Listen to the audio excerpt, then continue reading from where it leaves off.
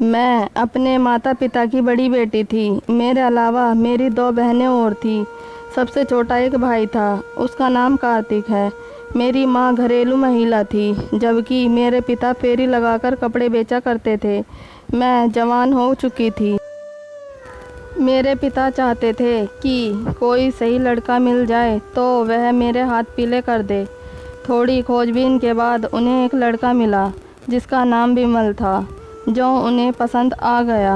उनका शहर में खुद का मकान था। विमल व उसके घर वालों ने जब मुझको देखा तो मैं उन्हें पसंद आ गई। मुझको देखकर विमल के पिता बिना किसी दहेज के बेटे की शादी करने के लिए तैयार हो गए। फिर सामाजिक रीति रिवाज से मेरा और विमल का विवाह हो गया। इस शादी से विमल भले ही खुश था, लेकिन मैं खुश नहीं थी। इसकी वजह यह थी कि मैंने जिस तरह पढ़े लिखे और स्मार्ट पति के सपने संजोए थे, विमल वैसा बिल्कुल नहीं था। मैं ससुराल में हफ्ते भर रही, पर मैं पति के साथ भावनात्मक रूप से बंध नहीं सकी। हफ्ते भर बाद मैं मायके आ गई तो मेरा चेहरा उतरा हुआ था। माँ ने कारण पूछा तो मैं मायूस होकर बोली, माँ, तुम लोगों ने सिर्फ यह देखा कि वे दहेज नहीं मांग रहे, पर यह नहीं देखा कि लड़का कैसा है। सब कुछ तो है उनके पास, तुझे किस चीज़ की कमी है?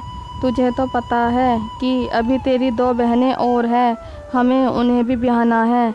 माँ ने अपनी मजबूरी जाहिर की तो मैं चुप हो गई। माँ के इस जवाब के बाद मैंने हालात से समझौता कर लिया। मैं ससुराल में पति के साथ रहने लगी। ससुराल का वातावरण कुछ खास नहीं था। बात बात पर रोक टोक होती थी।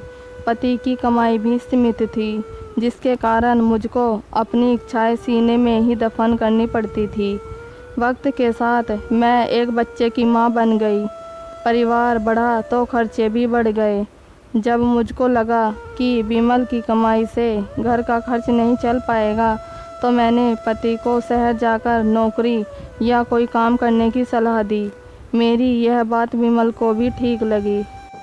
विमल का एक दोस्त था, विवेक। वह शहर में एक फैक्ट्री में काम करता था। कहीं काम दिलाने के संबंध में उसने विवेक से बात की। विवेक ने उसे सुझाव दिया कि वह साइकिल मरम्मत का काम शुरू करे। पंक्चर लगाने से उसे अच्छी कमाई होने लगेगी। विमल को दोस्त की सलाह पसंद आ गई। उसने साइकिल मरम्मत की दुकान खोल ली और एक कमरा किराए पर लेकर रहने लगा। विमल का साइकिल रिपेयरिंग का काम अच्छा चलने लगा, पैसा आने लगा, तो विमल मुझे भी शहर ले आया। शहर आकर मैं खुश थी। शहर आने के बाद मैं बन संवर कर रहने लगी। मैंने घर के पास ही स्थित एक स्कूल में बच्चे का दाखिला करा दिया। बच्चे को स्कूल भेजने व लाने का काम मैं खुद करती थी। रोहन नाम का एक युवक मेरे पति विमल की दुकान पर अपनी साइकिल रिपेयर कराने आता था। वह एक फैक्ट्री में काम करता था। रोहन की विमल से दोस्ती हो गई। ज़रूरत पड़ने पर विमल रोहन से पैसे भी उधार ले लेता था। कभी कभी दोनों साथ बैठकर शराब भी पी लेते थे। पीने पिलाने का खर्च रोहन ही उठाता था। एक दिन रोहन दुकान पर आया तो विमल बोला, रोहन, आज मेरे बेटे आर्यन का जन्मदिन है। मेरी तरफ से आज तुम्हारी दावत है। शाम को फैक्ट्री से सीधे घर आ जाना, भूलना मत। ठीक है, मैं ज़रूर आऊँगा, कहते हुए रोहन फैक्ट्री से चला गया। शाम को रोहन गिफ्ट लेकर मेरे घर पहुँच गया। विमल उसका ही इंतज़ार कर रहा था। उसने रोहन को गले लगाया, फिर मुझको आवाज़ दी, माधवी, देखो तो कौन आया है। बेटे का जन्मदिन होने की वजह से मैं पहले से ही सजी धजी थी। पति की आवाज़ सुनकर मैं आ गई। मैं रोहन की ओर देखकर बोली, मैंने आपको पहचाना नहीं। भाभी जी, जब मैं आपके घर कभी आया ही नहीं तो पहचानेंगे कैसे? मैं विमल भैया का दोस्त हूँ, नाम है रोहन, वह बोला। मेरी रोहन से यह पहली मुलाकात थी। पहली ही मुलाकात में मैं रोहन के दिलो दिमाग पर छा गई। विमल ने रोहन की खूब खातिरदारी की। उस समय मैं भी मौजूद रही। इसके बाद रोहन ने ठान लिया कि वह किसी भी तरह मुझको हासिल करके रहेगा। वह मुझे हासिल करने का प्रयास करने लगा। रोहन जानता था कि मुझ तक पहुंचने का रास्ता विमल ही है, अतः उसने विमल को शराब का आदी बनाने की सोची। इसी के चलते वह शराब की बोतल लेकर मेरे घर आने लगा। घर में दोनों बैठकर शराब पीते, फिर खाना खाते। इस बीच रोहन की निगाहें मेरे जिस्म पर ही गड़ी रहती। शराब के नशे में रोहन कभी कभी मुझसे मजाक व छेड़खानी भी कर लेता था। मैं जल्द ही रोहन के आने का मकसद समझ गई थी। वह मेरी आर्थिक मदद भी करने लगा था। बच्चे की ज़रूरत का सामान और खाने पीने की चीज़ें भी लाने लगा। धीरे धीरे रोहन ने अपने एहसानों व लच्छेदार बातों से मेरे दिल में जगह बना ली। अब मैं भी रोहन से खुलकर हंसने बोलने लगी थी। एक दिन मेरा पति विमल किसी काम से बाहर गया हुआ था और बेटा स्कूल। मैं घर के काम निपटाने के बाद बेटे को स्कूल से लाने की तैयारी कर रही थी, तभी रोहन आ गया। इस अकेलेपन में रोहन खुद को रोक नहीं सका और उसने मुझको अपनी बाहों में भर लिया। मैंने कसमसाकर हल्का प्रतिरोध किया, लेकिन रोहन की पकड़ मजबूत थी, सो मैं छूट नहीं सकी। हकीकत में मैं रोहन की बाहों में एक अकल्पनीय सुख महसूस कर रही थी। यही वजह थी कि मेरे सोए हुए अरमान जाग उठे। मैं भी रोहन से अमर बेल की तरह लिपट गई। इसके बाद उन्माद की तूफ़ान में हमारी सारी मर्यादाएं बह गई। उस दिन मैं तो मर्यादा भूल ही गई थी। रोहन भी भूल गया था कि वह अपने दोस्त की गृहस्थी में आग लगा रहा है। जल्द ही मैं रोहन के प्यार में इतनी दीवानी हो गई कि मैं पति से ज़्यादा प्रेमी का ख्याल रखने लगी। रोहन भी अपनी कमाई मुझ पर खर्च करने लगा। मैं जो भी डिमांड करती रोहन उसे पूरी करता। विमल हम दोनों के मिलन में बाधक ना बने, इसलिए रोहन विमल को शराब की दावत देकर उसका विश्वास पात्र दोस्त बना रहता था। ऐसे रिश्तों को ज़्यादा दिनों तक छिपाकर नहीं रखा जा सकता। देर सवेर पोल खुल ही जाती है। जब रोहन का विमल की अनुपस्थिति में मेरे यहाँ ज़्यादा आना जाना हो गया तो सबको शक होने लगा। कॉलोनी में हमारे संबंधों को लेकर कानाफूसी शुरू हो गई। किसी तरह बात विमल के कानों तक भी पहुंच गई। विमल अपने दोस्त रोहन पर अटूट विश्वास करता था, इसलिए उसने सुनी सुनाई बातों पर ज़्यादा ध्यान नहीं दिया, लेकिन उसके मन में शक का कीड़ा ज़रूर उछलने लगा था।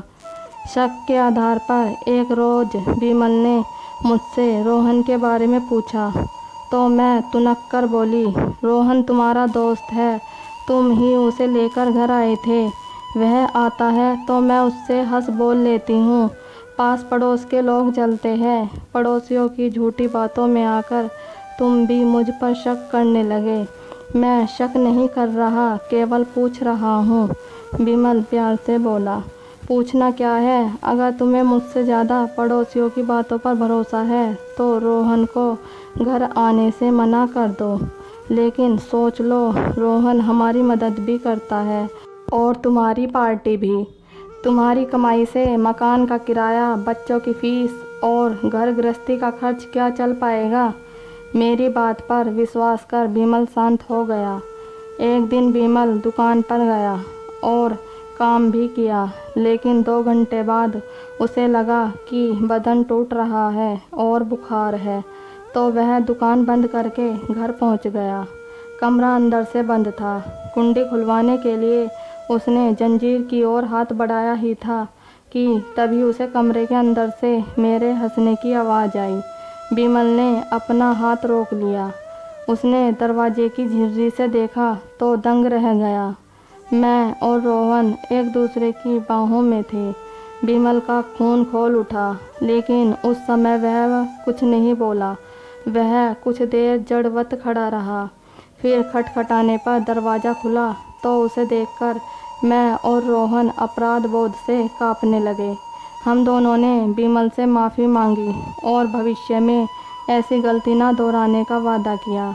हमें माफ़ करने के अलावा बिमल के पास कोई दूसरा रास्ता भी नहीं था। मेरी बेवफाई से बिमल को गहरी ठेस लगी थी। उसे अब अपनी इज्जत बचानी थी, इसलिए उसने शहर छोड़कर घर जाने का निश्चय कर लिया। मुझको घर वापस जाने की बात पता चली तो मैंने अपने बेटे की पढ़ाई का सवाल उठाया, लेकिन बिमल मानने को तैयार नहीं हुआ। मुझको और बेटे को लेकर वह अपने घर आ गया। बिमल खेती किसानी वही मजदूरी करके बेटे का पालन पोषण करने लगा। उसने बेटे का दाखिला कस्बे के प्राइमरी स्कूल में करवा दिया। मेरे गांव चले जाने के बाद रोहन परेशान हो उठा। उसे मेरी याद आने लगी। रोहन से जब रहा नहीं गया तो वह मेरी ससुराल पहुंच गया। वहाँ बिमल ने उसे बेइज्जत किया और मुझसे नहीं मिलने दिया। इसके बाद तो ये सिलसिला ही बन गया। रोहन आता और बेइज्जत होकर वापस जाता। कुछ दिनों तक मुझको रोहन की बहुत याद आई, लेकिन धीरे धीरे मुझे भी लगने लगा कि शायद बिमल सही कर रहा है, क्योंकि रोहन के साथ मेरे रिश्ते का कोई भविष्य नहीं था। अब मैंने भी फैसला कर लिया कि बिमल के साथ रहकर एक नई ज़िंदगी की शुरुआत करूं और अपने बीते हुए कल को भुला दूं। अगर आपको हमारी ये स्टोरी अच्छी लगी हो तो प्लीज़ लाइक, कमेंट और सब्सक्राइब ज़रूर कीजिएगा। Thank you.